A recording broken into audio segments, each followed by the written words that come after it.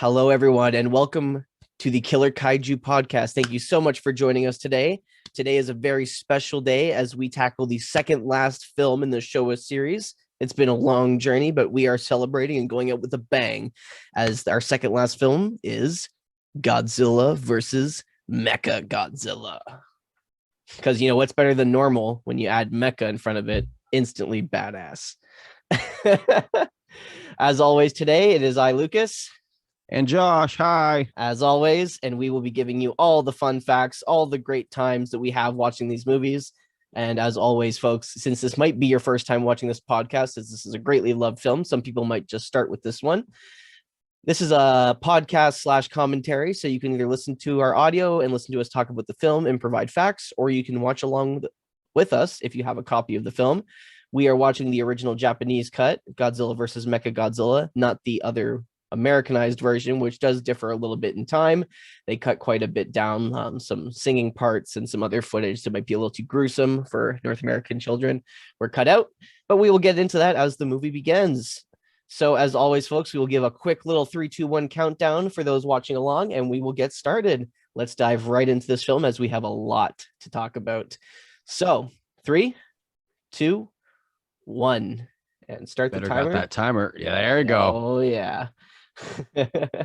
Alrighty, folks. So this is a really special film for a lot of people. I would say it's probably the most loved Godzilla film out of the entire Showa series. Most people tend to like this one over all of them, or if they don't like the Showa series, they at least love this film, excluding the original, obviously, because the original is perfect. I love the music in this movie too. It's just fantastic. So this is a big deal for Godzilla films. So this movie actually marks the 20th anniversary of Godzilla. So at this point, Godzilla's been around for 20 years. Damn. And for We've better been or for along worse, for the journey. Exactly. I say that the next one is a good way to end it, but I feel like if they just stopped here, it would have been a little better of an ending. But the next film is still great, as it features our main antagonist, Mechagodzilla, again, because the next film we'll watch is Terror of Mechagodzilla. But that's for next time. We're talking about the first interaction between the two. So you notice this movie starts off with Anguirus, which is nice because we haven't seen him in a while. We saw him in Godzilla versus Gigan, I believe. But this is a big deal because this will be the official last time we see Anguirus, and he won't show up for another 30 years. So all you Anguirus fans, this is your film because you won't see him again for 30 years.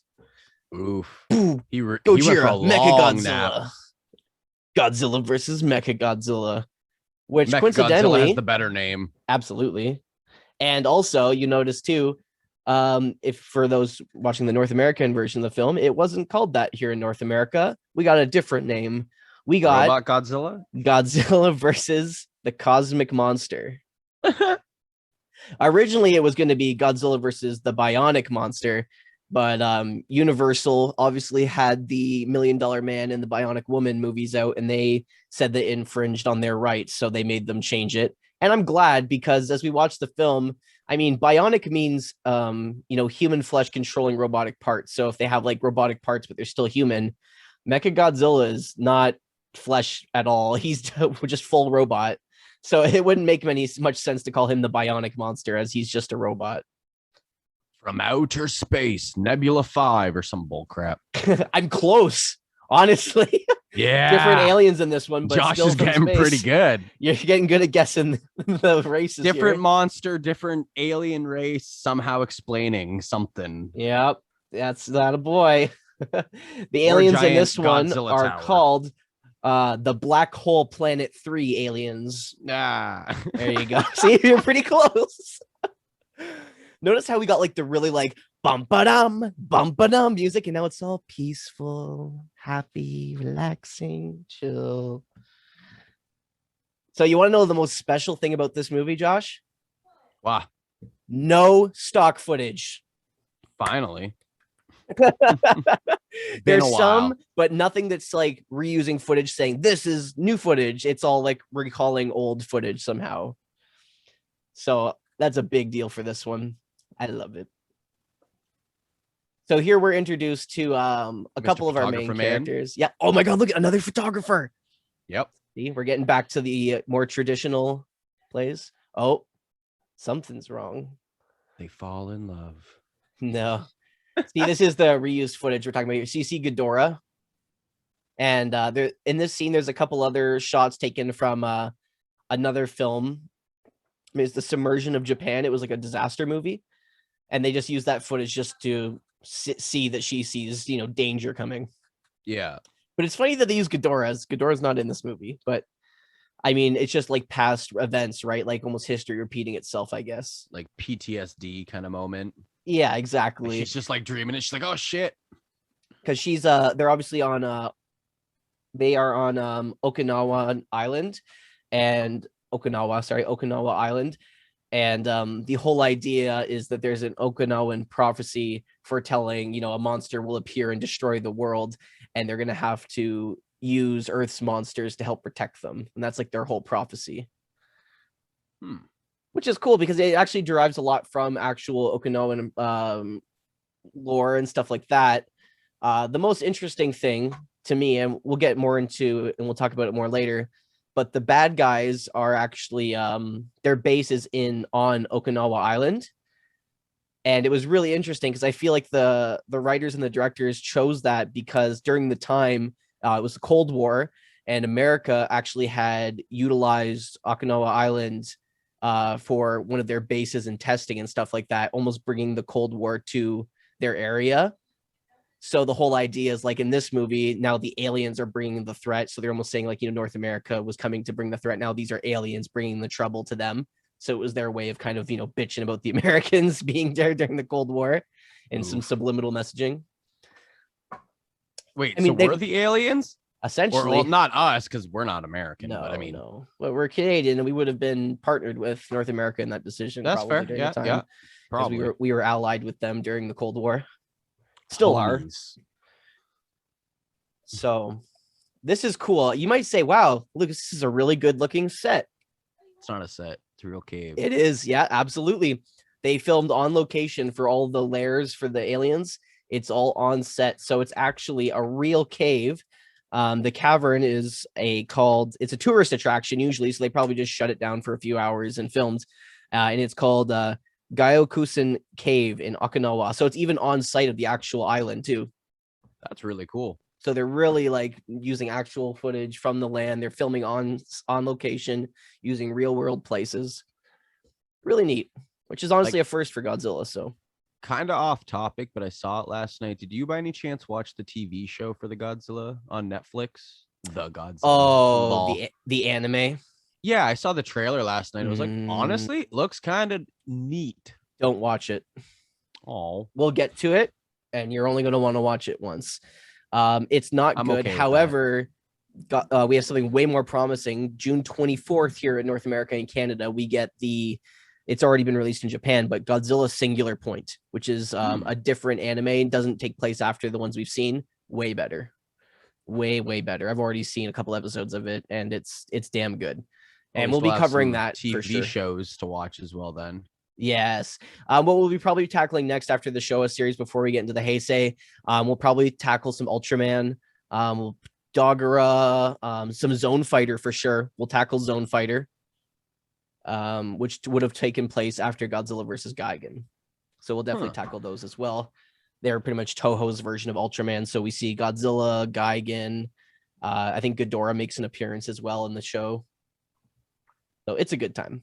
And honestly, I've only seen a few episodes. I've never seen the full thing. So I would really excited to watch that. So here we get our main protagonists here. They're exploring the caves on Okinawa Island. And essentially here they're seeing the prophecy in which the girl was seeing. And they're seeing these transcribed on the walls. What if it's not two suns or moons? It's just like boobs. And we're shit out of luck. Because, I mean, I was going to say because we don't get boobs in Godzilla films, but... we have, and in the next one there's kind of boobs too, so I don't think he should have moved that. That's exactly what I thought the first time. Who just picks up an artifact like that? Like, it looks like this thing, rips it out of place, all of a sudden the ball comes rolling down. Yeah, exactly. I know how this goes. So what we see here, the statue there is obviously modeled after one of our main monsters we're going to see later in the film called King Shizar. Some might pronounce it King Caesar because that's kind of how it's spelled, or King Kaiser, depending on how you pronounce it. But it's pronounced King Shizar.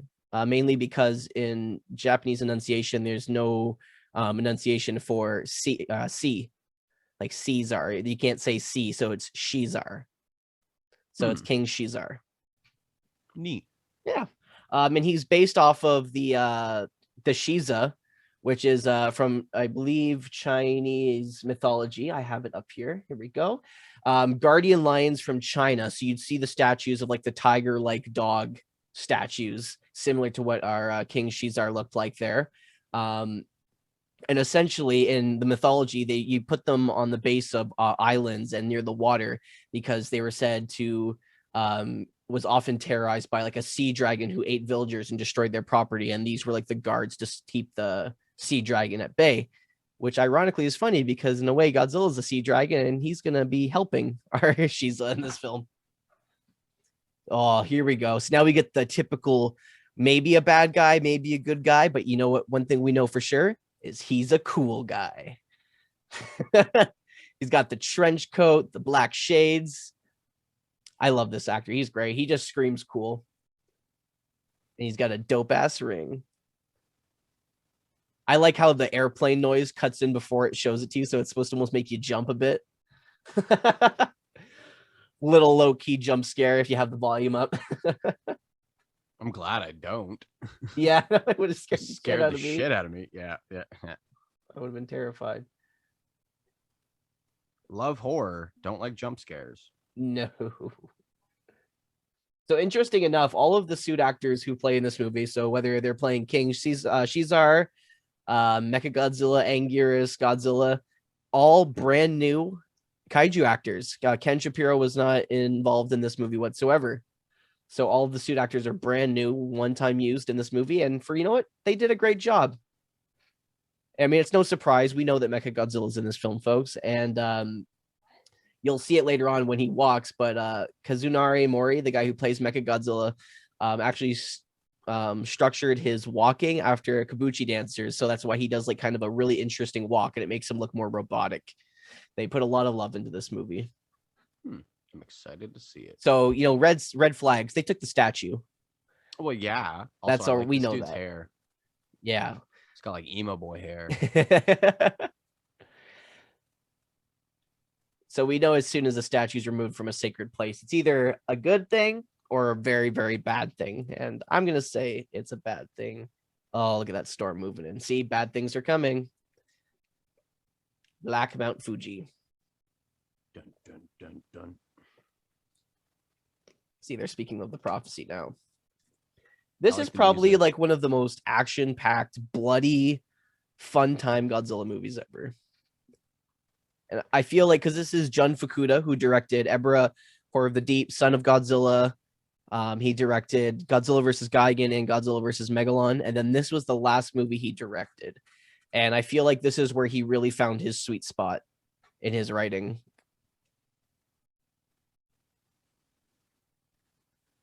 I didn't like that. There were so many. I didn't know what to focus on. Yeah. But see, now they're drawing the comparisons to what that girl said and then the actual prophecy. So they know something's going on now. It's up to no good. Interesting fact, too, about Jun Fukuda. Great director. I love the work he's done in all this. And it pains me to say it, but in interviews, when asked, you know, what his favorite Godzilla film, you know what he replies with? Yeah. None of them. I don't think any Godzilla movie should have been made after the original. But yet he directed like 5 of them. But I think it goes to say, too, with the classic, right? Some of the best work we do isn't the stuff we like necessarily, right? I mean, so whether he didn't like enjoy doing it, because it must have been hard working on a Godzilla film, right? The tight budgets, the pressure, and like all the dangers of doing it. Like it was definitely a high risk job. So I can understand why he maybe didn't enjoy doing it, so he might have a sour note about it, but the work he did is incredible. Yeah, or if you went back and watched them all like how we're doing now, you'd be like, like I could have done this better, I could have done this. And yeah, you know, just different ideas or little things where you're like, oof, I shouldn't have done that one. And then, you know, you could kind of just be like, it's like a Halloween thing. We've had that conversation before. Who's that? Like, the boy. He's the eye patch man. It's our boy Akiko Hirata. Ooh, he's getting older.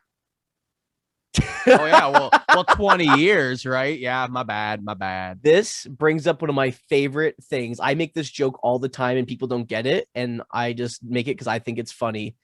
So if you notice there, he was talking about the metal they found in the cave, Yep. and he goes, this isn't as any old regular titanium. This is much stronger. This is space titanium. It's not just a regular old titanium. It's strong. Why is it strong, you ask? Because it's from space.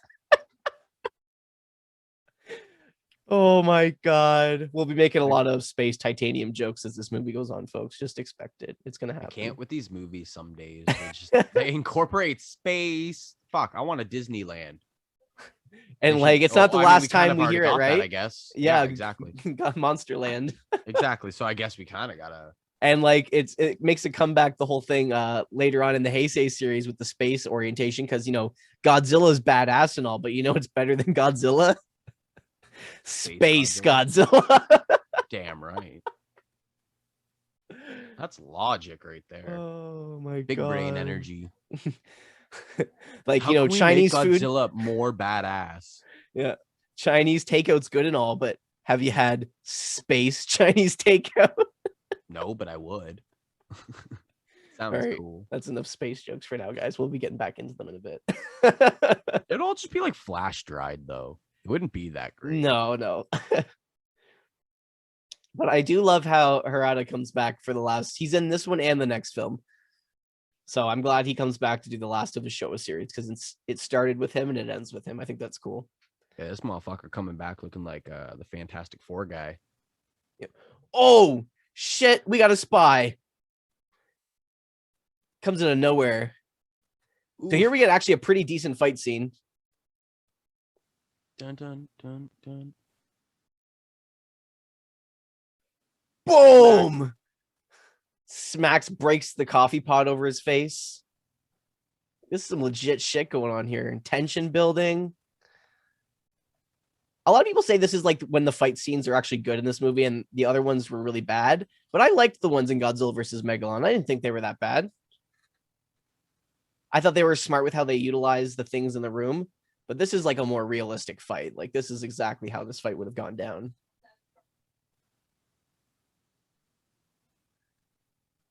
He's kicking his ass. So at this point, we know he's a bad guy. And obviously, it's either going to be an alien or one of the people from the island pissed about the statue. What do you think it is? Alien. Mm-hmm. Yeah. Because the people of peace on that island would not be fighting this begrudgingly. I don't know. It's usually an alien, and then they have some reason to bring another kaiju to defend them, even though they're assholes. So do you remember when the cockroach people were like using humans as disguises? Yeah. Now it's Twinkies. Kind of. I would be really happy with my life. I'll give you a hint. They're quite the animals, I would say. It's a Twinkie.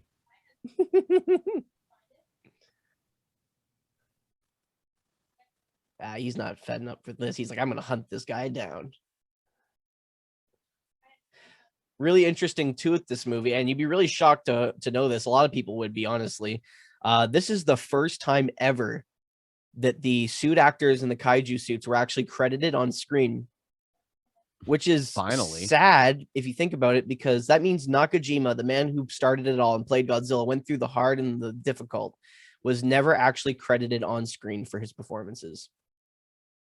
Just means the true OG fans would know, though. Yeah. And it's sad, but it's also like, I understand why, because he would have had the Adam West problem. When Adam West played Batman, like, he couldn't be anybody else because he was Batman. You know what I mean? Yeah. I mean, these days we capitalize on that in North America, but not back then. It was a lot different. Ooh, so see, good or bad, we still don't know. He's so mysterious. I love that character. I think he's what keeps the plot driving interesting, because you don't know where he stands. The good and the bad. The good guys and the aliens, but who's this guy? I think he's waiting to choose a side. Oh, so here we get this crater that crashes. Space egg. It comes from space and lands on the island here. And what do we think's inside that asteroid? Godzilla? That doesn't sound like Godzilla's roar. Notice that. Yeah, I didn't Hardcore like fans that. would notice that. That's not the original Godzilla roar. It's like a screech. Yeah. And notice how he's walking different too. Interesting. And this Godzilla suit looks really rough. And the reason for that is this Godzilla suit was actually only meant to be a promotional suit. He was just meant for doing promotions and like headshots in the water. That's all this suit was ever used for. So they only use it in this scene here. And I think they use it in an ending shot at the end of the next movie as the final shot. I mostly just don't like the back of it, like the spines. Yeah. Well, they're really They look silver. way too cheesy. Yeah, and like very cartoony shaped. Yeah. Yeah, no, he's like a little weird. Goku's hair. That's funny.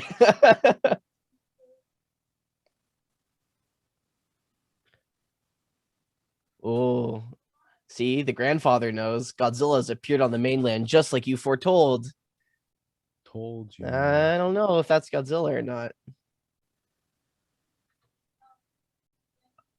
Oh, there comes King Shizar.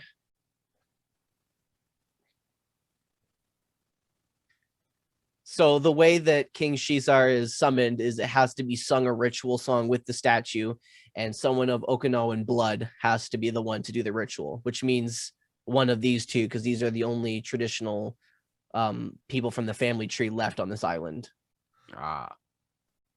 So they stole the little statue. We get a banger. We get a banger performance, a singing song, a music video, kind of at the end of this movie. So that's not excited for that. So Godzilla's been our hero and not destroyed things over the past movies, but yet look at, boom! He's just walking in wrecking house, and I think it's funny. I thought it should be though. Yeah, usually, but the people are like, "Wow, why is Godzilla destroying stuff? This isn't like him." I'm like, were you not around for the first 5 movies? I don't like those spines. They look like crap. Yeah, no, they're not that good looking at all. The suit is okay. Oh, and who do we get emerging from the ground here? You got your bets? Gigan. I wish. No, Gigan's unfortunate last appearance was Godzilla versus Megalon and Zone Couldn't remember Fighter. his name, but I was gonna say this dude. I was gonna be like Shark Turtle Man. Yeah, Anguirus. That's it. So they're best friends, but apparently not now. Oof. That's weird. Oh, like that zoom in shot. That's cool. I like that they're using a lot more shots of people driving and just kind of adding. And it's not stock footage. It's not stock footage. Yeah, and I mean, even when they did that Ghidorah like scene, right? That's not as bad because that was like a flashback kind of exactly. Moment. So you can justify it by being like that was either a different timeline or a different. Oh, what do we notice there? Godzilla's just looking a little shiny. He's a shiny boy. Oh, he's Terminator. Rip off your arm. Now that's kind of goes with saying, as you said, the suit looks weird. It looks different and bad. It almost looks fake. And he sounds different. Ladies and gentlemen, we have a Godzilla imposter on our hands. And he's kicking Anguirus' ass, which would not... They were best friends in the last movies. It's Lucas. He's the imposter. Yep, it's me. Spoiler alert, guys. I'm a My cat is literally just staring at the TV right now. Boom! Poor Anguirus. It's his last appearance, and he just gets muffed up. Anguirus always gets his ass beat so bad. Is he gonna run away like always? Notice that if you know the dance type, that's that kombuchi dance technique I was talking about with that sludge walking. It looks kind of robotic. I don't know if we've given it away enough, folks, but obviously this Godzilla is Mechagodzilla. Duh. For those watching, if you haven't figured it out by now, you should go back and rewatch some of the older films and come back. Rips his head off. Oh, we get something a little more gruesome than that. I get a jaw break. Oof. The blood flowing out of his mouth. That was pretty rad. Now it looks like Play-Doh. Yeah, that's tomato soup. Where's my grilled cheese at? Poor guy, though, eh? Yeah. He's like, I was just trying to play and be your friend. This is Anguirus' last appearance. He just gets his ass beat. See you in 30 years, bud. That's how long it's going to take you to recover. Poor guy. So sad. Interesting fact. This is like when we were talking about Godzilla versus Megalon. We're talking about the big 3 films I owned. One of them was Godzilla versus Mechagodzilla, and I loved it. And for those who know me, I have a problem with blood, especially as a kid. And watching that scene for the first time, I actually threw up. This shows how big of a bitch I was. Yeah, definitely threw up. So yeah, now that we've seen the blood, Mecha G was actually obviously the second monster to make Godzilla bleed, as Gigan was the first. Hedorah like blinded Godzilla and stuff, but never really made him bleed. But he did significant damage to Godzilla, I would say. But Mechagodzilla in this movie probably does the most damage to Godzilla in the entire Showa series combined. He fucks him up in this movie. There is a lot of blood, a substantial load more than usual. Oh, here we go. So our character sees this space titanium. I hate you. The space titanium. Man, I bet Mechagodzilla's cock is huge. Super Space cock. Space titanium cock.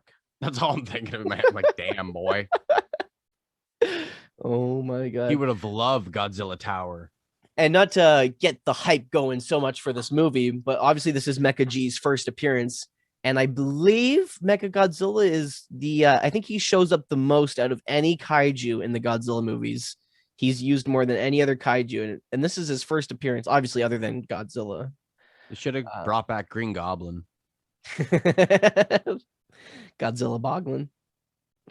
Fucking Jet Jaguar. So His name is. This is interesting. So he's trying out different metals to see what interferes with the space titanium. So this pipe he has, I forget what metal they call it, but it's a made up metal they made for the movie. And it apparently like goes hand in hand with the space titanium, and it can like cause it to disrupt and break essentially. It's weed. So John Fukuda is known for his big explosions. Our Godzilla suit is on fire here, as you can see, catching on fire already. And this is, like I said, every movie he did, it just explosions got bigger and bigger. And there's the most explosions. There's actually near the ending fight scene, there's so much explosions going on that the actual real life smoke covers up the shot almost, which is cool. You don't see that in a lot of action movies because they CGI smoke where they thin it out so you can still what's going on. But not in these movies. It's 100% authentic. That's how smoky and hard it would be to see. So we always know one thing Godzilla hates is when someone tries to do what he does better, or in this case, is trying to be his imposter. I was going to say children. Remember the Godzilla Tower? Yeah. He's not having it with that. Oh, boy. So who comes? I love how he emerges out of the building. So he was just sleeping in the building? Yeah, essentially. God. So here we get like kind of like the Spider-Man versus Spider-Man meme, but Godzilla instead. You're an imposter. No, you're the imposter. They both have crappy little spines. But I like the one on his suit because it's more blackened in the middle, so it gives it more of a texture look. It's definitely a better looking suit. I just don't like how chunky they are. Like, you know, like if they were sharper, I feel like it would have looked better. Yeah, and I feel like they were thick. They were getting near the end, and they were just trying to. They kept making them thicker and thicker and meaner, and giving them brows. But I know the bigger spikes, the more you could hide the zippers and stuff, right? So, and like even watching them, they just like flop all over the place. Like they don't really stay straight at all either. I feel like most of the budget goes to Mechagodzilla in this movie, for sure. Because at this point, they were like, yeah, the Mechagodzilla design would be obvious because it would make the special effects team's job way easier rather than having to do all this rubber and texture. It's just solid flat metal, right? And it was easy, and the idea and inspiration for Mecha G came from, we'll watch it after this, probably King Kong Escapes. It's the sequel to King Kong versus Godzilla, so Toho's King Kong. And he actually goes up against Mechanicong, which is a mechanized version of King Kong. And that was kind of the inspiration for this design. Well, King Kong fought a mechanized version of himself. Why can't Godzilla? I feel like Godzilla's is equally better. It makes more sense because, you know, King Kong's just a monkey. so he doesn't have a lot of powers. But Godzilla has, like beam blasts and like he can fly, you know what I mean? So they could add a lot of cool mechanical advantages to his counterpart. And I feel like they definitely have him armed to the teeth in this movie. Like the visual display later on we get of Mechagodzilla once he's suit's taken off is unbelievable. Godzilla's already shredding him to pieces. I liked how they just didn't have to care about this Godzilla suit because they know it gets destroyed anyway. Oh, I believe this is the first shot we get of our leader. So that's the leader, obviously, of the black hole alien, Black Hole Planet 3 aliens. Oh yeah, look at this display, showing all the different rotating parts and that music. Like how he says MG on his arm as like an emblem. Mechagodzilla. Now watch this guy's powers at full display. This is still one of my favorite Mechagodzilla designs. The other ones are obviously more realistic looking, but there's just something iconic about this one. Fingers. Rocket fingers. Go Gadget, rocket fingers. Rocket toes. Beams that come out of his nose and mouth and eyes. I bet there's a rocket that comes out somewhere else. Yeah, there's so many hidden secrets. Laser beam eyes. This guy has so many weapons, you have no idea what's coming. Boom! This is an iconic moment, folks. We get our official first lock beam blast where both beams collide and they just push at each other. That's the first time that's ever happened in the Godzilla films, and it's a little overused in the future, but oh yeah, we get the fountain of blood. So Mecha G shoots Godzilla into the water and he blasts him, and all of a sudden all the blood pulsates up in the water, and you just to show how much damage that truly did to Godzilla. Awesome shot. Now it was a little weird thinking like blood for like a kids movie, right? But honestly, in Japan, like blood in TV shows was something that was kids were used to and like that they liked in their TV shows. It wasn't as censored over there. So like having the blood in this movie was definitely a draw for kids. Yeah. I mean, oh yeah, did I mention he has rockets on his feet? Yeah, He can fly. Like 20 years later, right? So you could probably start adapting to society and show a little more blood and things like that. Become a norm. But back then in North America, that was a big no-no. You couldn't even show people slapping people in a kid's movie. This one's got even really people show blood technically in that one scene. They just showed red coming in the water to insinuate that he. Yeah, but then Anguirus getting his jaw snapped. Yeah. I was gonna say, but the other one there's just way more blood to come. I can't defend the Anguirus one. Oh, trust me, it just gets bloodier and bloodier. I love this Godzilla design. It's just badass. I love too. They all wear the silver shiny jumpsuits. It's a nice touch. It makes them seem more space-like, and obviously to go with the Mechagodzilla design. You know what they're probably made out of? You know what their fabric's probably intertwined with? Space titanium. Jesus. Notice his belt buckle. Bands. He's got like a little like ape-looking Jaguar thing. No, I wish.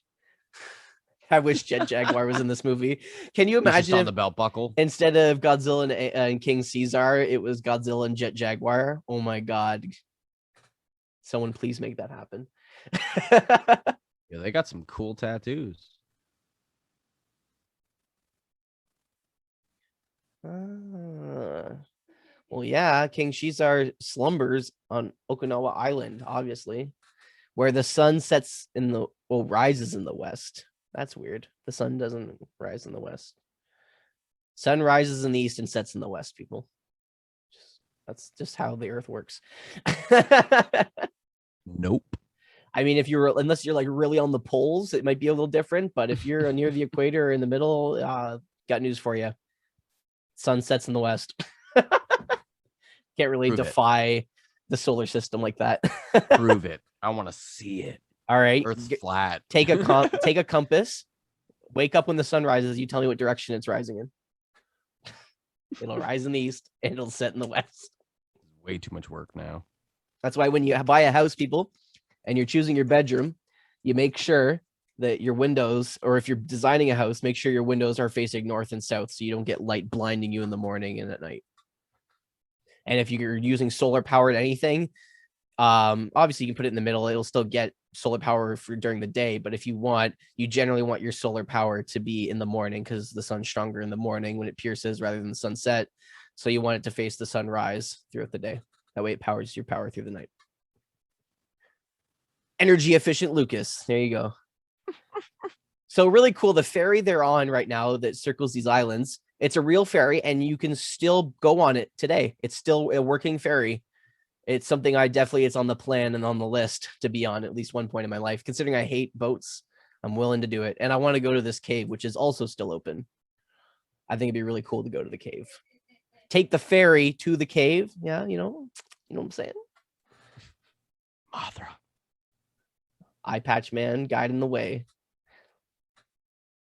I think it's funny too that he's in the next one and he looks completely different. We'll get to how ridiculous he looks in the next movie on the next podcast, but man, is it ever something. You know, it's funny. That'll be the game for the next one. I won't tell you who he is, and I'm just going to let you guess until you guess right. Every character you see, it's him. It's him. Is it him? Is it? Yeah, basically. That's just me with everyone. No, I feel like you've seen him enough times, though. Like, you know, his facial features and his acting style. Like, I'm sure you could point him out still. Oh, they've been caught. Space titanium handed.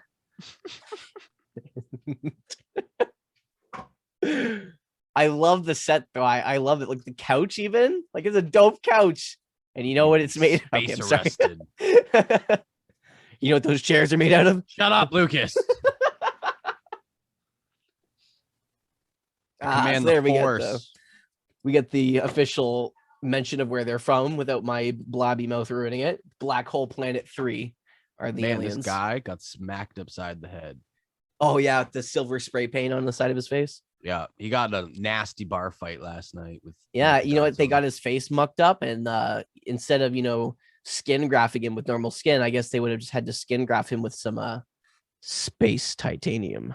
I hate you. I hate you so much. You just need a shirt that is just a space titanium. I need a shirt that is space titanium. You notice on their suits too, they have like the frilly little like sequin scales flipping off them.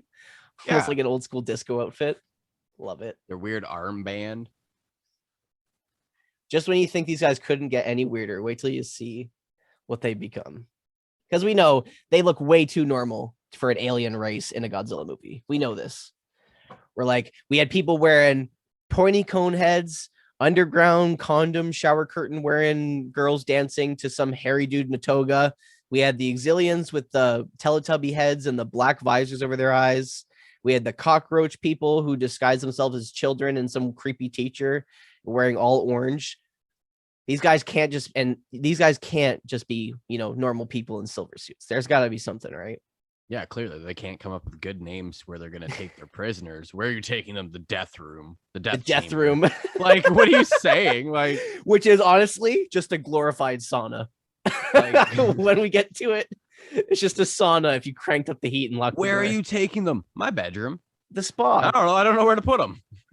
The basement. It's like what you do when you have guests over and they hand you your coats. You just throw them on the guest bed. Here's the guest room. Stay as long as you want. This isn't a time to eat. This is a time for action. Okay, maybe we can eat first. I feel like someone's watching us. Is it our creepy bad guy, maybe good guy who smokes with the cool glasses and the black trench coat? Food at him. Hey, what are you looking at? Throws the food at him. Oh, jeez. So now they're just on their way back to the island, I assume? Now, this is one thing I always wondered. Did they shoot this part as the sun was setting, or did they just darken the footage? This is the question I've been trying to figure out the past couple days, because I can't tell by looking at it. Because it also looks like, if you look in the clouds, it looks like it's daytime darkened. And then the boat looks a little darker than it was during the day, but that just could be because the sun's going down. I think they might have used two different cameras, and one was slightly darker than the other. Different camera, just so like they could set up that angle where it was facing lengthwise to see both of them, and then that other camera so you can shoot both at the exact same time.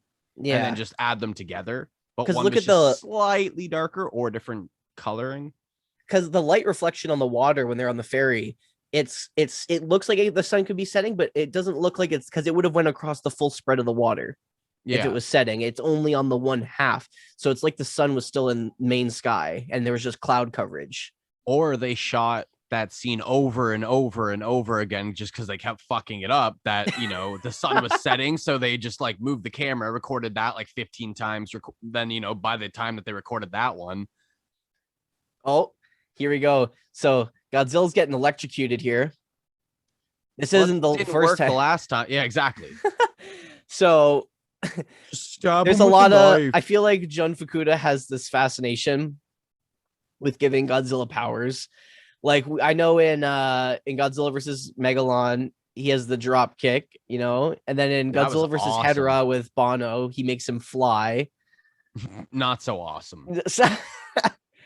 What God's power is Godzilla going to get this time? Giant poos. So he gets shocked by lightning. Now he's Jason. We're just going to have to wait to see. I'll give you a hint for those who haven't seen this and are actually guessing. X-Men. That's my hint. It's going to turn into Cyclops. Gigan? Oh, yeah. Touche. Oof. Scott Summers is Gigan coming to a theater near you. I feel like when we do this these podcasts, we just come up with memes. Oh, pretty much. Here comes our assassin from earlier. Look at that stash. Chris, please. See, villains with mustaches again. Yep. Called it. That's how you know. That's how you differentiate them from the others. Can't have a clean cut stash. You got that rat stash. Super quiet. We're gonna get super quiet here, people. He's sneaking into the room. He's sneaking up and he's looking at a girl creepily, but he's not interested in the girl. He's interested in the bag. Why are you whispering? The very ugly looking bag. Because we don't want to wake her. Because he's trying to steal something. He's gonna die! Oh, she wakes. No, I'm joking. No, my luck, I'd fart and it would smell terrible. Still asleep. It just reminds me of a bowling bag. You carry your bowling ball in. This is the only thing in this movie that bothers me, is when he takes this statue. The explanation after all this goes down, just to give us a heads up, so in case I forget to talk about it. But so he takes the statue quietly, but then he goes and slams the door, and he only goes into the next room. Why wouldn't you just run with the package? Why would you go into the next room? I guess because he's got to make sure that it's the statue. Because they're obviously after the statue because they know about the prophecy and how King Caesar. Precious. Oh, he almost breaks the statue there. Yeah. So, ladies and gentlemen, we are about to find out who these aliens really are. Yeah, they're getting some pretty good fight scenes in these last couple movies. Yeah, they're getting better. Like we actually see a little bit of fighting, not just like whoa, and then the guys on the ground. And I know they had a lot riding on this movie because, as we know, Godzilla versus Megalon, the last film, not only lowest budget film, it did the worst at the box office. But luckily, because it was so cheap, it still made a profit. But it did do the worst. It had the worst ticket sales out of any Godzilla movie ever. Whoa! Here we go. Knife fight. Bang! Right in the face. But what's this? Move your hand. He's metal. Oh, he's a lizard or something. He's a monkey? Yep. Space apes. God damn it. But cool effect, though, eh? Like, good makeup artistry. And now we can blend Planet of the Apes into this world. Yep. So that is honestly the reason on why they used apes.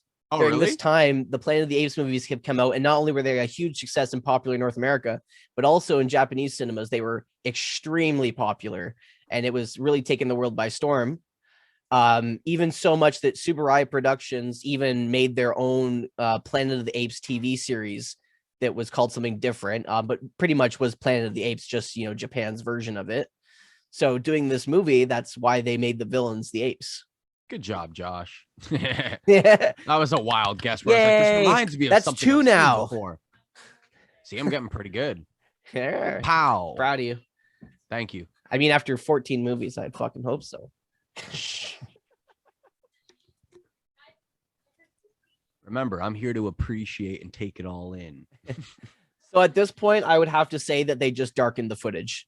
Oh yeah, because they've done so much footage, and like that's only a certain, like you maybe have like half an hour where the sky always looks like this. So they I definitely just almost shot all feel. these during the day and then darkened it to make it look like night. I just feel like they got less into it with the lighting, and they were just like, I'm not gonna get a guy to follow you with a light or something. It's just Yeah. that's what it's gonna And happen. you know what? It works better in this film than it does in the other ones. And the other ones look painfully bad with the filter. I mean, because it was over stock footage, but oh Monkey Man. yeah, he's got the gun now. Oh, he's done for. There's no way he's gonna get away now. He's got the gun, he's got the statue. You're done for, buddy. Or is he? Godzilla comes in. Oh, secret hidden gun. Oh, overboard he goes with the statue, I might add. Yep. What an idiot. Damn. Oh, now she's awake. The statue's gone. No shit, it's gone. Yeah, I just watched it leave. But he fell overboard with the statue. This is the part that bothers me, folks. I don't like the way he fell. Well, not this part, actually. Sorry. It's what he says about the statue after, but it was like, so what? You didn't hear that fucking gunshot? Oh, he had a silencer. Yeah, like blood, something. You would have been like, ooh. I would say that was the guy who shot him. So can we declare him a good guy? I don't know, but he's creepy. I love him. Good night for romance. He's awesome. I love him. So awkward. Just walks away after he just shot someone. Damn, boy. So at this point, you're probably like, well, what the hell? They lost the statue, right? Nope. Or did they? What's this statue? Oh, thank you very much. So that was a fake statue, the one he stole. So what an outrageous plot. Yeah, exactly. I was like, wow. And they didn't even tell the girl about it. You made a fool of me. The stolen statue was a fake. Deceive your friend to deceive your foe. But why would you even have went through the trouble of like fighting him off, and almost that's what I'm saying. Just let him go. Like, just be like, okay, have it. Make them think they have the upper hand. You would now they're gonna know he's dead and they're gonna come for you right away. You would have had more leeway time. Thank you. I'm glad I'm not the only one that thinks that's a stupid plot. I was like, that was a dumb. I'm like, but it made for a dope action scene, so I'm like kind of okay with it. But that's the only thing in this movie that bothers me. You would have been able to get away with it if it was just a little bit of fighting at first, and then when he got the statue and you saw that he was a monkey and he left, right? Just leave him. Be like, all right, well, I'm gonna go wake up the girl. It's not like the statue is made out of like space titanium or anything. I hate you. We need a space titanium counter in this episode. I swear. Every time you need a ding, ding, ding, ding, ding, ding. It might be a constant ding. You might as well just put on like an oscillator and just have it go beep the whole time. Space titanium. That's a tongue twister. Say that like 10 times fast. Fucking bet. Challenge accepted. That's what we're going to get people to do at G-Fest. Yeah. If you can say this, you 10 times fast without messing up, you get a free sticker or something. You notice how the cars get better and better and better too. I like their balconies. I mean, I hate balconies, but I like how they're like rounded. Cool shot. Cool shot. I like how creative they get with the shots in this one. It's almost hard to believe that Jun Fukuda directed this movie just because of all the really neat shots and stuff. Because he's more of like a, cheese, serious kind of as shots. I don't know. They're just more creative. He's more traditional. You know what I mean? And I find a lot of these shots are really creative. But that being said, once the explosions hit, you're like, oh yeah, this is a Jun Fukuda film. All these fucking explosions. Because we were talking about the car. When he pulled in, it was a 2000 GT. Is that a Japanese car or like a US made car? I'm not good with cars. Like, cars what was the name of the car? I missed it. It was a 2000 GT. That's all I saw. It was on the little nameplate. I'm not sure. I mean, GT could be a lot of different vehicles. It's a Toyota. So yeah, that's where I was like, oh, I don't know. That's cool. So they're starting to use a lot more like. No, it's a Japanese made car. It's a Toyota. Oh, that's even cooler. Yeah, because like it looked to me, I was like, it looks like a muscle car, and I know most of them were made in Detroit, or at least The I 2000 guess. GT revolutionized the automotive world's view of Japan, then viewed as a producer of imitative and stodgily practiced vehicles as a sleek, high-performance, fastback coupe. I like it. The car that was featured there, the Toyota 2000 GT, was really what put Toyota on the map and solidified Japan as a proper car distributor and designer.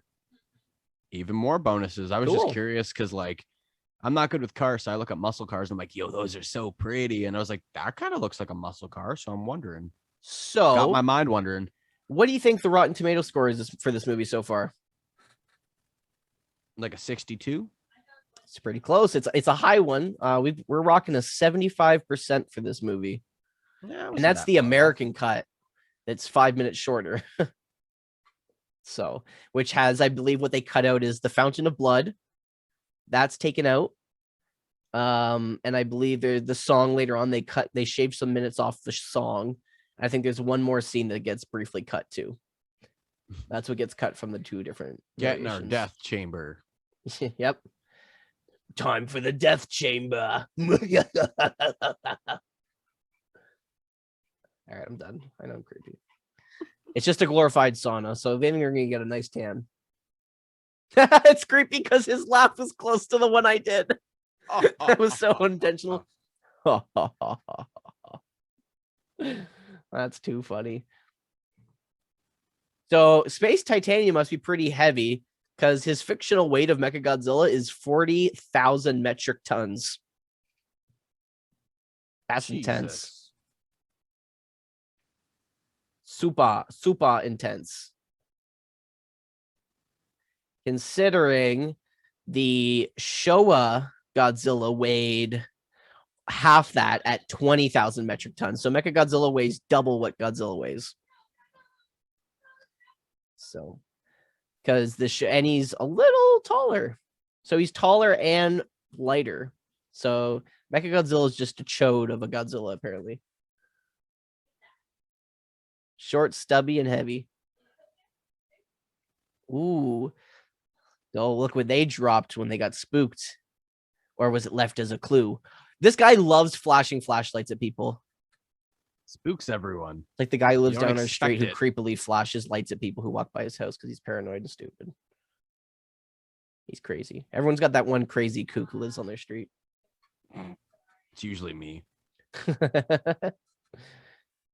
Where am I, brother? It's like when you live in a neighborhood and everyone has those welcome signs, like by their front door. Mine would just be like, "Go away."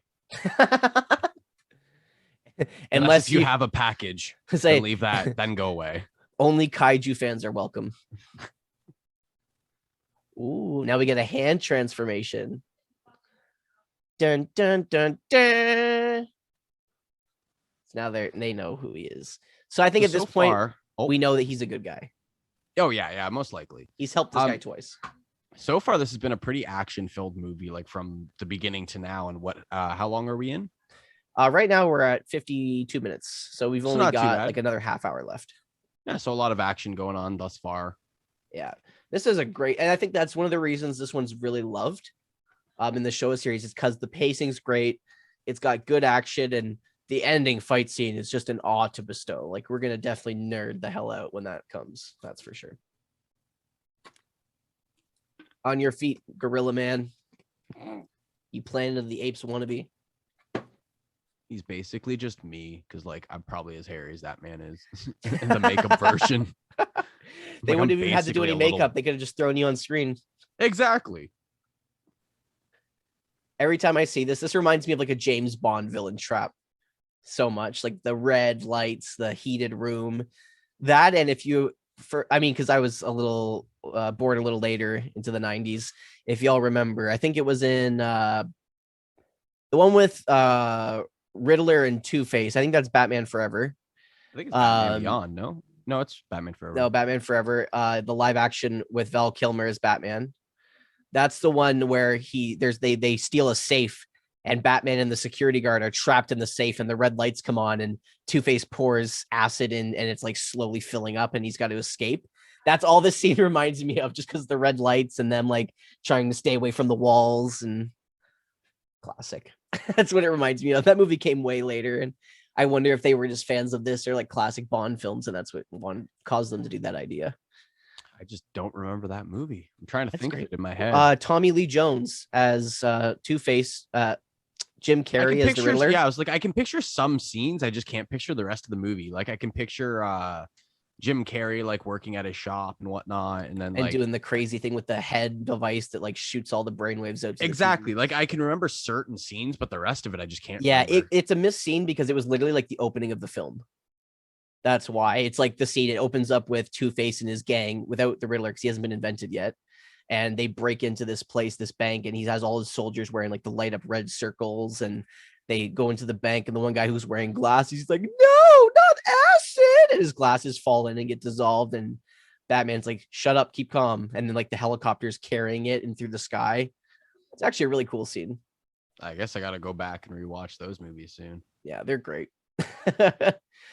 The only one I feel on is I think it's Batman and Robin. No, Batman. I have these mixed up. I think Batman, whatever the one is with Mr. Freeze, Arnold, and Uma Thurman as Poison Ivy.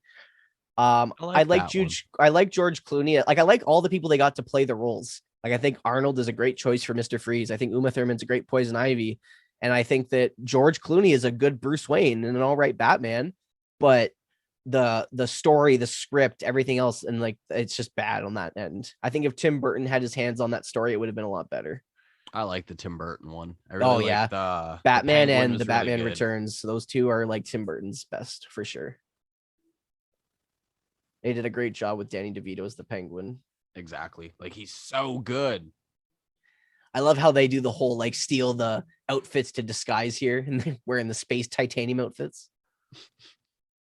There's another one. Ding. The classic shoot the switch and the door opens. In what world would that actually work? No, if you shoot the switch, it would not stuck. And then they'd be stuck forever. But I love how there's certain Hollywood things in action movie things, quirks that are like, yeah, that's how it works. Well, now they're all trapped. Logic. Now they turned into Mr. Freeze. See what we're talking about. Yeah, see? Now they're trapped. If only they had some space titanium. But they've got a gun. Look at that. Distraction. I love how he shoots the light before he shoots the guards. But he does it because he can create a distraction without pointing a gun at them so they don't shoot him. I get it, but it's just a little silly. And goddamn, that man has great aim. Shot from behind his back, hit something on the ceiling without looking. Didn't even see his gun. Unreal. For once in our lives, we actually see someone that have good aim. This man will not be a clone trooper. I was going to say that man has not an ounce of blood in any of his relatives who's been a stormtrooper. I was watching this Dead of the Army or Army of the Dead or some crap like that. Yeah, it's on Zack Netflix. Snyder's. Yeah. Yeah. Okay. So I watched it last night. There's no spoilers. No. I haven't seen it. No spoilers. No, but there is this scene where this girl literally has missed her shot like 10 times and then randomly hit every other person. You're like, what the fuck? Yeah. You're a god all of a sudden. I don't understand why they do that to characters where it's like they give them the crappiest aim and then all of a sudden they are the biggest sniper in the world. Hollywood, my friend. Hollywood. I don't grasp. Your logic there is not valid. That's a Zack Snyder film though, so I will definitely be seeing that because I am a huge Zack Snyder connoisseur. Not bad. Because you know what movie he did, which we have yet to watch, sir, is Watchmen. Yeah. I'm just over zombie movies. Yeah, well, Zack Snyder did the remake of Dawn of the Dead. I do like Dawn of the Dead. Yeah, that's why he did Army of the Dead. It's supposed to be like a sequel. I like Dawn of the Dead more. Yeah, I'm excited to see Army of the Dead just because I want to support Zack Snyder, and I think it's awesome that Netflix just let him do whatever he wanted. Dave Bautista. Oh, yeah. He turned down the Suicide Squad for that role. So, because he didn't want to work with James John Cena's in a Suicide Squad. Yeah, that's enough. That's what I'm saying. I want to see a Dave Bautista and John Cena movie together. Except for I want it to be like those old movies with like The Rock where they'd put like the wrestler guy in it, but he would do his finishing move. So I want to see like Bautista powerbomb a zombie or something. That's why. And he's been petitioning to be it, and he wants to do it. So someone has to give him the opportunity to do it. But Dave Bautista would make the perfect Bane in Batman. Absolutely perfect. I'd have to agree. Come on, brilliant tactician wrestler who pumps himself full of like artificial venom steroids that make him stronger, but then weakens his cognitive abilities. That's perfect for Dave Bautista as a role.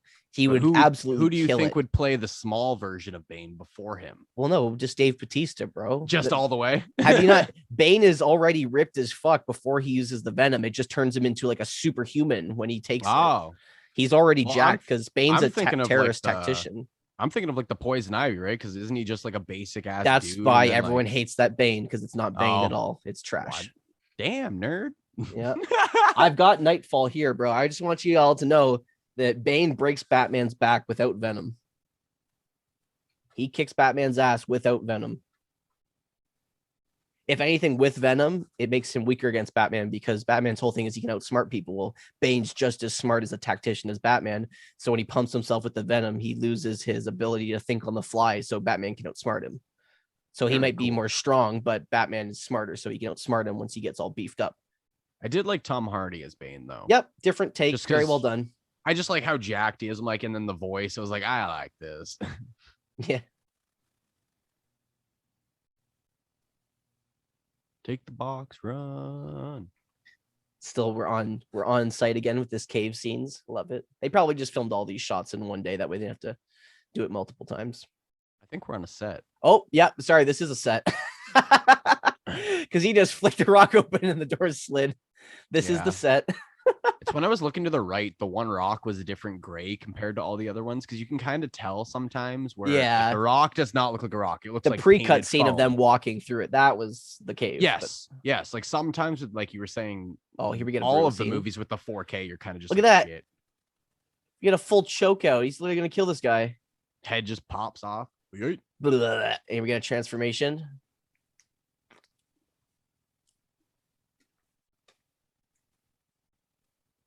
Dope. I do like the way that they transitioned into them turning into the monkey, because it kind of has like that swirl, and then they have the full mask on or the half mask. Yeah, which I think is therefore proving that, because I've been trying to figure out like what turns them into human, like why do they, when they die, they turn in, but it's got to be that they're using kind of a disguise effect, the same that the cockroaches were using. Yeah. So they're projecting an image, you know what I mean? They actually look like monkeys, but they're projecting the human image of people they've killed. And then when they die, they can't project it anymore because they're dead. Yeah. Well, yeah. It's like they woke up dead.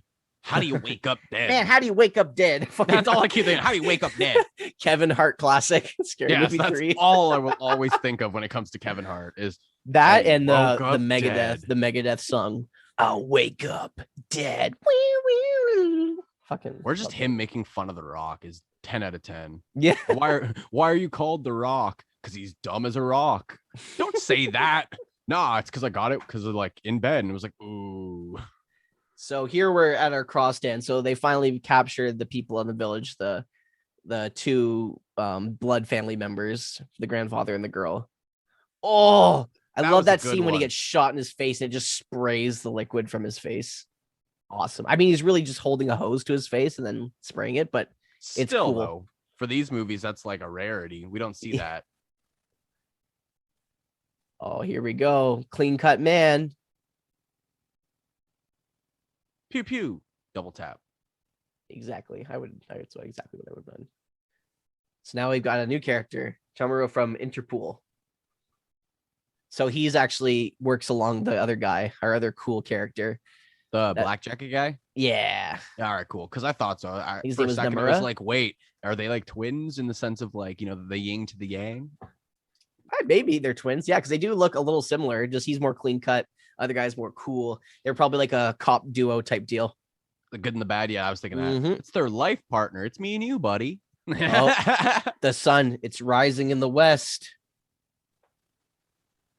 Oh, defying solar system realities. Oh. So that means we're about to get hell. No, so it's all a mirage. Yeah. What it means is this is their last time to bring King Caesar. So what they have to do is put the statue in its place.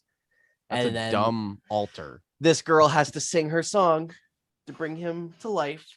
And then the Cure plays. You know, it's funny watching this movie when I was a kid. I always used to fast forward through the singing part because it does go on for a long time. It's like a full like 10-minute song thing. Jesus. But it's catchy. I find myself humming it a lot. But it's not the best song. In my opinion, the best song in this movie is the Mechagodzilla theme. That boom, boom, boom, boom, boom. It's got the drums. Bum, ba-dum, bum, ba-dum, that's the best song. I love it. It's like exciting, but also like suspenseful, and it like makes you want to jump up and like box. So because they placed the statue, King Caesar's place of rest has been revealed. So a lot of people don't like King Caesar. A lot of people do like him. I love the design and I like the powers he implores. And it's a shame that they, again, another character that dies for another 30 years, doesn't come back until Godzilla Final Wars. But he was so not well received in theaters that actually in Terror of Mechagodzilla, when they do flashbacks to this film, they block out all the footage with King Caesar in it. The poor guy. He got so hated on. I'm going to name him Steve French. And if anyone has watched Trailer Park Boys, you'll know what I'm talking about. And if you haven't, that's so I guess you're not Canadian. Yeah. Yeah, you must hate Trailer Park Boys and you don't know who Rush is. Oof. So you both suck. Yeah. Sorry, we can't be friends. Oh, that space titanium's glimmering from so far away. Space cock. Like you could see it from space. There we go. So they better get that motherfucker up because they're going to destroy him before he has a chance. Yeah, see? That's what he tells him. Destroy King Caesar before he awakes. Come on, girl. Go out and sing your song. Let's go. I'm waiting for it. Here we go. She's like, yes, this is my time to shine. All 3 chairs will turn around for me at the voice. I know it. See, King Caesar. Really Nami nice is the only one left from the royal house now. So she's the only one who can. Here we go. So here we get this music video piece. And we get the English subtitles of the lyrics as always. Interesting fact about this. The actress who's playing our character here, her name is, let me just grab her name real quick. Burrow is her name. And Buru Baralin is her name.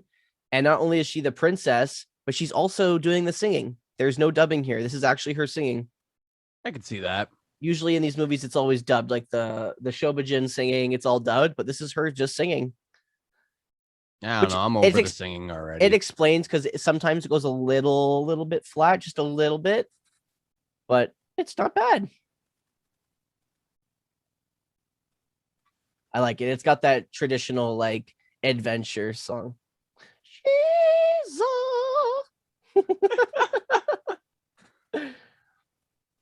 Like I'm pretty sure there it got cut on the American edit, but in this version it keeps going on.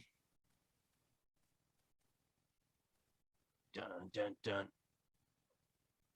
See, it's not as long as we think. No, okay. You played. Well, you said 10 minutes. I was like, man, this. I was just joking, bro. It's still going.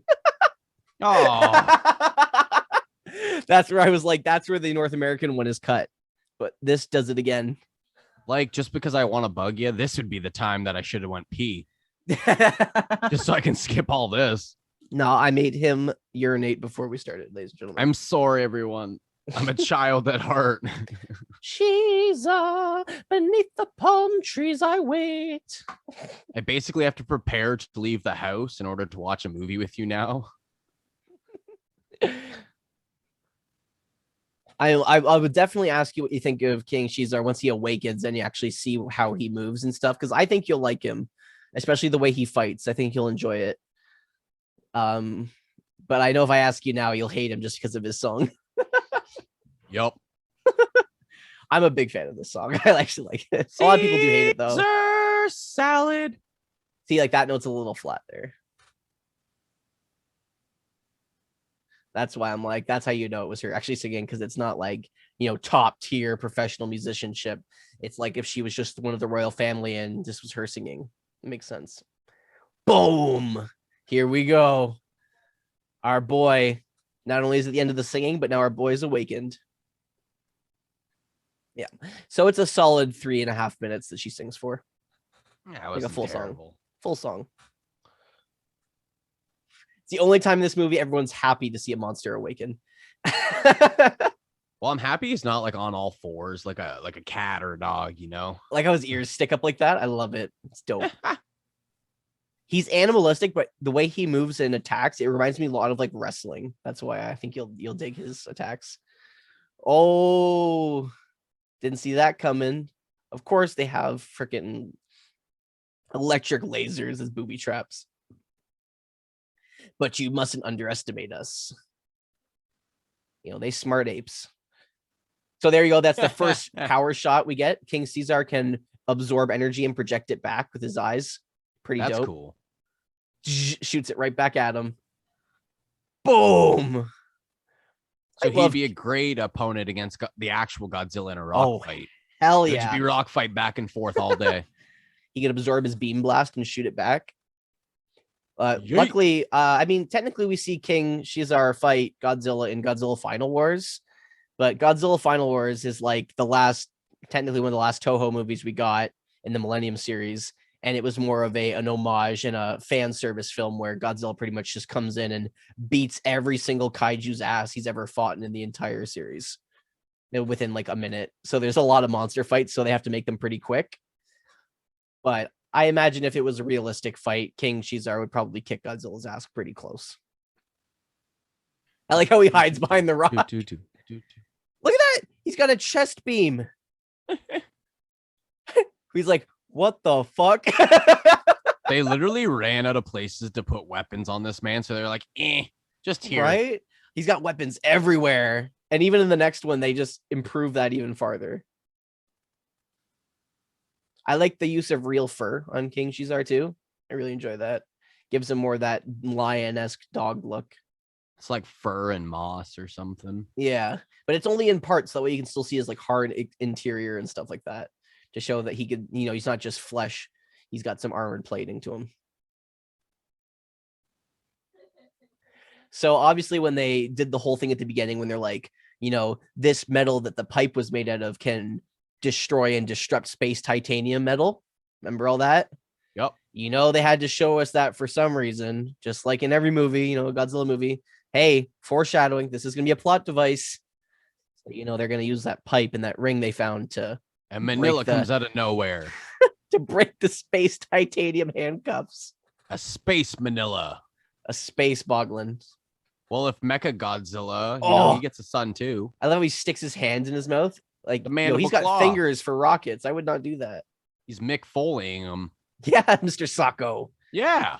The mandible claw. Mr. Sacco. Oh. So, I know King Caesar kind of held up his own, but obviously needs a little bit of help. So, I mean, this is a Godzilla movie, folks. So, here comes our big G to help save the day. This is what I'm talking about, by the way. When I say the final fight, this fight right here, Mechagodzilla versus King Caesar and Godzilla. Because originally we thought he died, right? Because he just went into the water and then blood flooded up. So they thought Godzilla was either knocked out or dead. Nosebleed. But he's back. And ready to whack. I love this fight scene. This has so many great moments. Though I like the beam lock blast and the fight between them earlier. But this is where you see Mechagodzilla open. You're like, he's got more weapons. Every time he's got new weapons. How is he going to have more weapons hidden places? You're about to see it happen. That is for sure. I like their handcuffs. They're like necklaces and bracelets, and they just like stuck them all together. Put a little lock in it. They're super strong, obviously, because space titanium. Space titanium. I know. I beat you to it.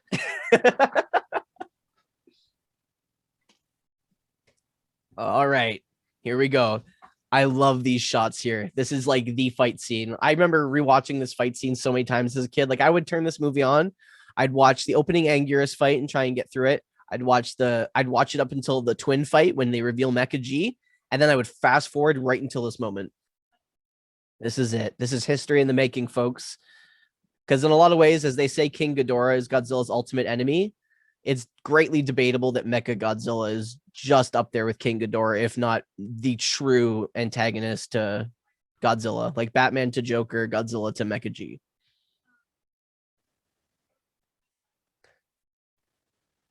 Not to mention that Mecha G is would you say more, it's his life partner? his death partner. They never work together. They're always versus, which is why I think Mecha G is the more appropriate thing, because we'll see in the Heisei series and GMK that Ghidorah's stance kind of blends into different areas, while Mechagodzilla's goal is always to kill Godzilla. Head turns around Exorcist style. He's gonna take both out at once. Watch this shit. This is what I'm talking about with all the explosions. You can already see the studio starting to get smoky, and it's only about to get worse. Watch this shit. Feet missiles, finger missiles, and laser beams go. Boom! This movie is ridiculous. That's badass, though. Like, look at that. And then he's like, oh, I'm just going to blow up extra here to separate them. Man, this guy is armed to the teeth. Oh, Godzilla still manages to get him, though, in his fall down. Oh, Rawr. Mechagodzilla's got one more trick up his sleeve, folks. Remember when we were talking about Jet Jaguar and it was weird how he got dizzy from spinning in circles? Yep. Mecha G could spin his head around 30,000 times and create a force field and not even budge. That sounds like a nightmare. Oh, that's a cool effect right there. Kudos to the special effects team for that one. That's wild. But I wonder, like, when they were coming up with ideas, like, what can our Mechagodzilla do? They just had a full like sheet of everything he could do, and they were deciding which ones they were going to use and which ones they were going to scrap, and they were debating all of them. And then Jun Fukuda just walks in and was like, "Oh no, we'll use all of it." These are all really good ideas. I'm proud of you all. We're using every single one. Not one shall be spared. I mean, he's made it of space titanium, so he can probably be able to withstand all this anyway. To get that ba-dum Mecha G theme when he's kicking ass. I love how he's just laying into, and King Shizar is trying to jump on Godzilla to protect him from the blast, and Godzilla's like, "Get the hell off me! I'm gonna take this bitch." Unreal design.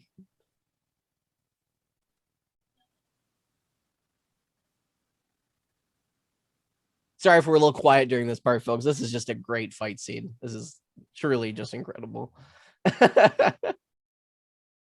I'm just taking it all in. I'm at this point where I'm like, I'm waiting for a drop kick or something. Oh, there's not too much silliness in this one like that. It's a really good fight, though. But we still haven't seen Mecha G fully make Godzilla bleed the most he's ever bled here. We'll get that in a few seconds, I'm pretty sure. Oh, yeah. Oh, fries him there. I think this is the moment, because we got one more weapon up his sleeve that we haven't used yet. Comes from his butt.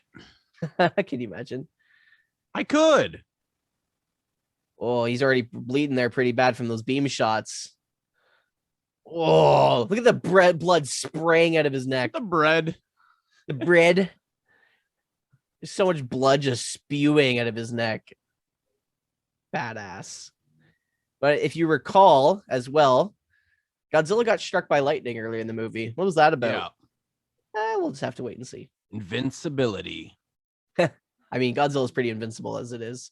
He's got G cells. They pretty much regenerate. Oh! So he shoots his finger rockets into him. And they're like, I guess, torpedoes that drill into his skin. And then they explode.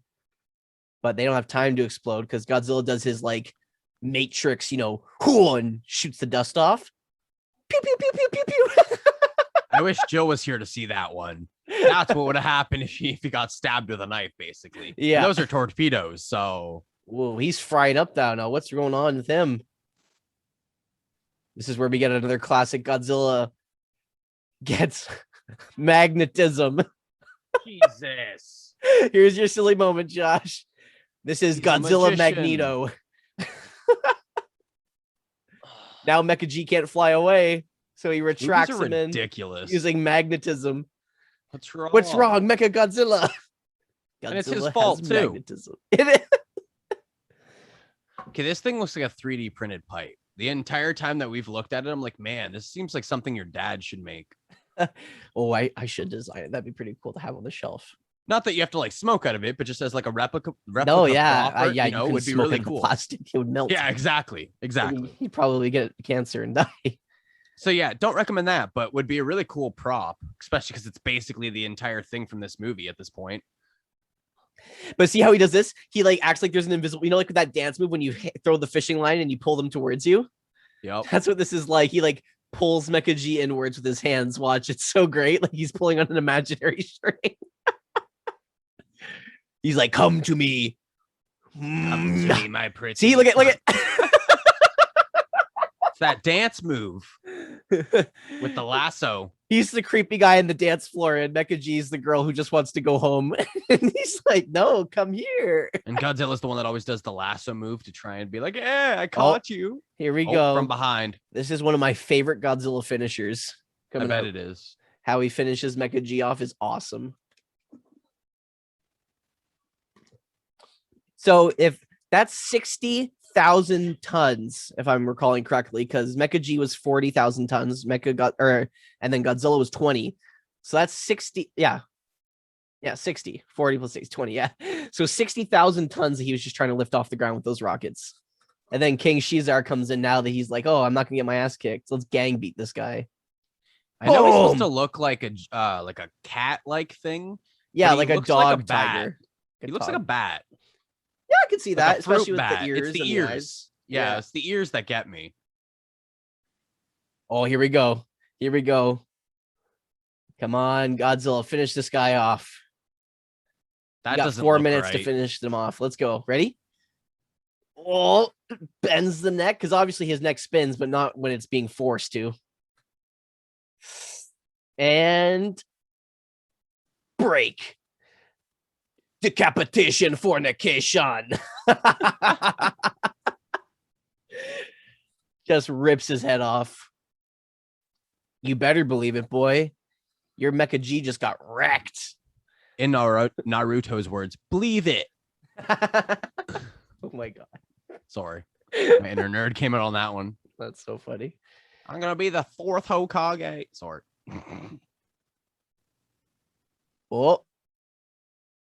Oh, throat spray. See, I knew you'd like this one. Lots of blood and crazy violence and just greatness. Now, it's interesting if you notice, they've got like mold or like little things like fungus growing out of their face, like horns maybe, or I don't know. I've always wondered what that was. I guess it's just like rotting. Maybe like the older ones, because he's the leader, right? So maybe he has horns to signify that he's the leader, and like when like war tusks like orcs and stuff like that. Or hear me out. Maybe he's just horny. Ha. Oh my god. Sorry. That's on top of making Mecha G. He made a Mecha G, but a Mecha girlfriend for himself. Should have made a Mecha D. Hey, whatever he's into. So obviously Mecha G is no more. No, he's toast. And our aliens are no more. I'd say that's a victory for humankind right there. Yeah, boy. Godzilla's like, yeah, I survived. Big whoop. Want to fight about it? Damn, son. Where'd you find that? Only in Japan. I feel like on the last day, they're like, okay, now we're going to blow everything up. So they just blew up all their sets. Have fun with it. Yeah. That explosion went off pretty close to their faces there. And then a guy walks in with a pizza. Let's celebrate. So at this point, folks, we're pretty much hitting the end. So we are going to talk about Terror of Mechagodzilla, which is the next film we're going to get. It's technically a sequel to this movie, so it's in continuity. It does take place after this movie. Obviously, we still get the same aliens, and they pretty much just remake. Spoilers. What? Well, I don't know this. Yeah, that's true. I mean, you'll find out in the beginning of the movie, I guess. But basically, Mecha G is going to be making a comeback. We're going to see some returning characters. We're all excited. But obviously, King Shisar is no more. He is back to rest, and Toho included. Nap time. But the cool thing about the last one is they knew that, this was going to be the last film in the Showa series officially. So they bring back Ishiro Honda to direct it, which is awesome. So it's going to be more a traditional Godzilla film. So we get a lot of the returning original actors and directors and effects artists coming back to do the last film, which is a really cool send-off, which I'm very excited for. It's an interesting one. And there's boobs in that one. Yay. Boob count. So what'd you think of this one, Josh? What do you think of Godzilla? I actually really versus enjoyed Mecha this G? one. It's I good, enjoyed eh? This one. There was a lot of action. There was not really a lot of weird filler that we just didn't have to pay attention to. Besides the singing. Yeah, but I mean, that was whatever. Again, that would be a pee break for anyone. So if you're watching it, as soon as she starts singing, just go pee and you'll be back by the time that she's done. Got a solid 3.5 minutes. You got time to like spend the time to wash your hands, get up there and wash your arms. So, I mean, we'll ask again later after the Heisei Millennium series for sure. But so far, who do you think's the ultimate bad guy to Godzilla? Are you going with Ghidorah or Mechagodzilla? I like Ghidorah myself, but stood up better would definitely be the Mechagodzilla. It's like, literally that Spider-Man meme. It's like, how do you defeat yourself? And this one has like rocket toes and shit. Yeah, it's a banger of a film. It's just a classic. So that being said, folks, we are one film away. So the next episode we'll be doing will be Terror of Mechagodzilla, the last in the Showa series. Whether we do it just at the end of the podcast for that film or we'll do a separate smaller episode, we will be ranking all of our favorite worst to best Showa films and giving you our opinions on that as well once we finish that film. We'll either have it as part of that episode or we'll be doing it on our own episode. But that being said, we will be tackling older Showa films and Toho films in general from those areas, monster, kaiju, science, whatever. If there's any that you really want to see us do, let us know below in the comments, or you can contact us directly at our Twitter, Facebook, Instagram, pretty much anywhere at Killer Kaiju Cast. So we hope you guys have enjoyed our ride through the Showa series. The next one is the grand finale, and we hope that you will take part and enjoy the ride with us. Hell yeah. As always, we're doing Friday the 13th. We're doing the Friday the 13th series as our bonus series for this season as well. So stay tuned for that, guys. We've had number part 3 out, and we'll be tackling our next part 4 and part 5 and 6, which are arguably the better ones. So we're really stoked for that. What do you mean? We're on part 3, bud. That's what I'm saying. Well, when this releases, okay, cool. Part 3, so fair enough. Alrighty, guys, thank you so much. Can't wait to hear from you guys and tune in next time for more kaiju action. And we're almost done the Showa series, and we'll be tackling the Heisei series later on, which is the best, arguably. Thanks, guys. Take care, and we'll see you next time. Later.